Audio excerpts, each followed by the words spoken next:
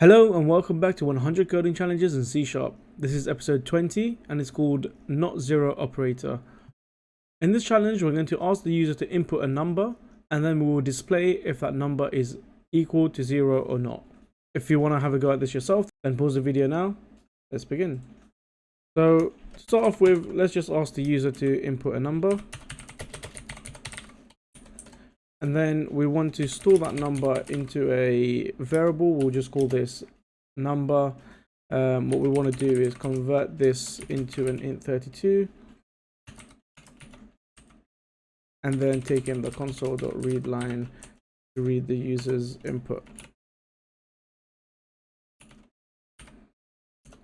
Now that we have the number, we want to do an if statement, and the way that we check if that something is not equal to something else is by doing an exclamation mark equals, and then we can say what we want to evaluate on either end. So here we're saying that if number does not equal to 0, then we want to output back to the user not 0. Otherwise we'll say number is equal to 0, and it's as simple as that. So now if we run this,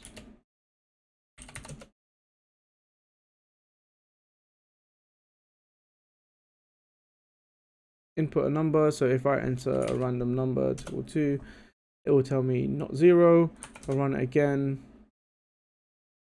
input number 0, number is equal to 0. And there you have it. That's the end of this video.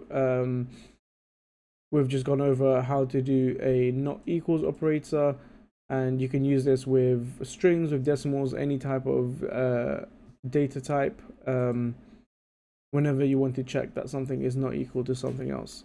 If you like this video, then give this a thumbs up and subscribe, and leave a comment down below. Let me know what you think, and stay tuned for more to come.